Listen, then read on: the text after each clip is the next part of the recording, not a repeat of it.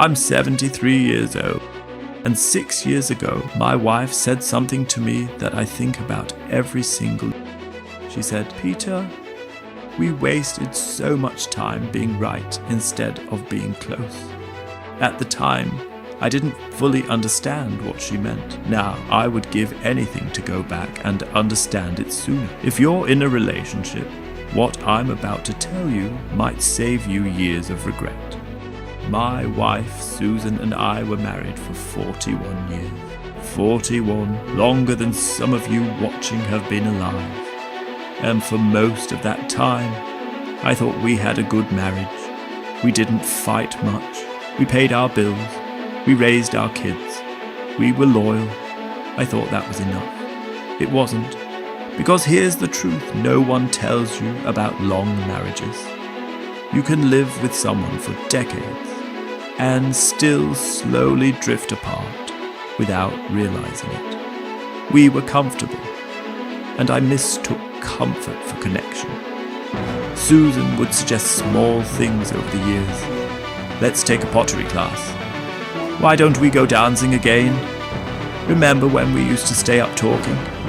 And I always had a reason. Too tired, too busy, not practical. Maybe later. I wasn't trying to hurt her. I just thought we had time. That's the lie people tell themselves. We have time. It doesn't fall apart in one dramatic moment. It erodes. One "not tonight" turns into a habit. One missed conversation turns into distance. One later quietly becomes never. Susan eventually stopped asking. She found her own hobbies, her own friends, her own emotional space. We became polite roommates, not enemies, not dramatic, just distant.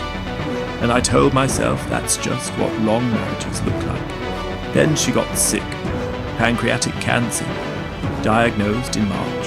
Gone by July, 4 months, from normal life to hospice. When someone you love is suddenly on a deadline, everything becomes painfully clear. All those some days you postponed suddenly expire. And in her final weeks, we talked more honestly than we had in 20 years. One night, she told me about Scotland. Her grandmother was from there. She had always dreamed of seeing the Highlands. She had mentioned it to me for years. And every time I said, "Not now. Too expensive. Maybe when we retire." We never went. I asked her why she didn't push harder. She said, "I didn't want to force you. I wanted you to want to go with me." That sentence broke something inside me, because she wasn't asking for a trip. She was asking to feel chosen. Here's what I've learned. The biggest threat to a relationship isn't cheating. It's indifference. It's assuming they'll always be there. It's stopping the effort because you feel secure. You stop asking questions. You stop being curious. You stop noticing. And one day you wake up next to someone you don't really know anymore. Or worse, they're gone. And you realize you never truly saw them while you had the chance. After she died, I found her journal. Reading it felt like discovering a stranger. She wrote about loneliness, about feeling invisible, about moments where I was physically there, but emotionally somewhere else. Work, my phone, distractions. She also wrote that she loved me, that she hoped the version of me she married would come back. I thought I was a good husband, but I wasn't good. I was adequate, and adequate is a very low standard. If you're in a relationship right now, ask yourself, when was the last time you had a real conversation? Not about bills or schedules, about dreams, fears, ideas. When was the last time you did something just because it would light them up? When was the last time you looked at them and felt grateful? If you can't remember, please don't ignore that. I keep a photo of Susan from our honeymoon on my desk. She's laughing in the sunlight, full of hope. And I think about how little it would have cost me to say yes more often. A week in Scotland, a dance class, a conversation. Love isn't proven in the big dramatic gestures. It's built in the small, daily choices. Don't wait for a diagnosis to wake up. Don't wait for regret to teach you what effort would have prevented. Be present. Be intentional. Be curious. Choose closeness over being right, while you still can. Because one day you won't be able to, and I know that sounds heavy, but reality usually is. I used to think love was secure simply because it had lasted a long time. 41 years felt permanent, it felt earned, it felt unshakable. But time alone does not protect a relationship.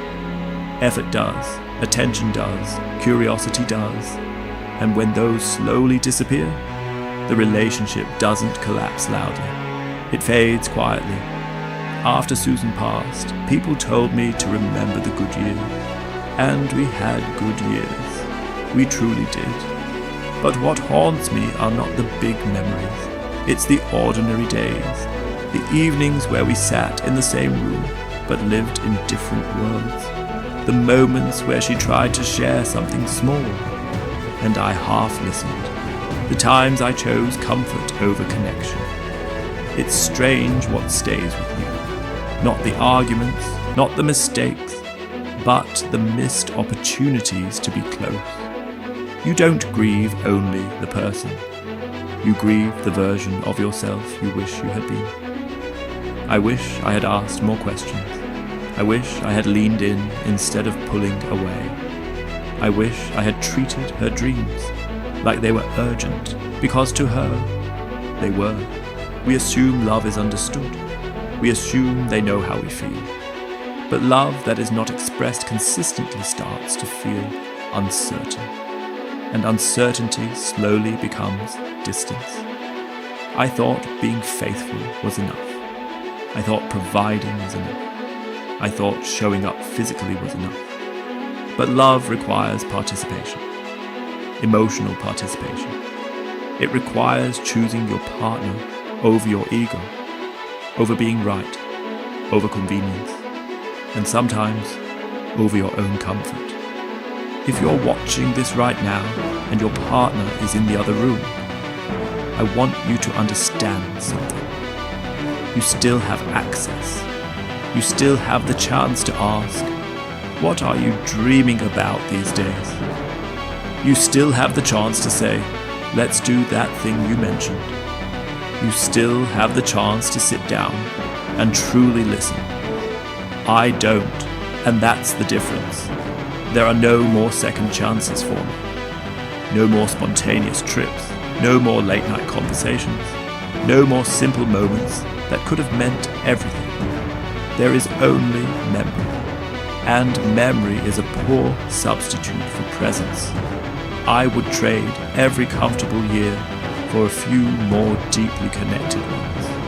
That's the part people don't tell you. Comfort is easy. Connection takes courage. It takes vulnerability. It takes effort when you don't feel like it. But effort is love in action. So please, don't wait for a hospital room to make you realize what matters. Don't wait for silence to understand the value of conversation. Don't wait for loss to appreciate presence.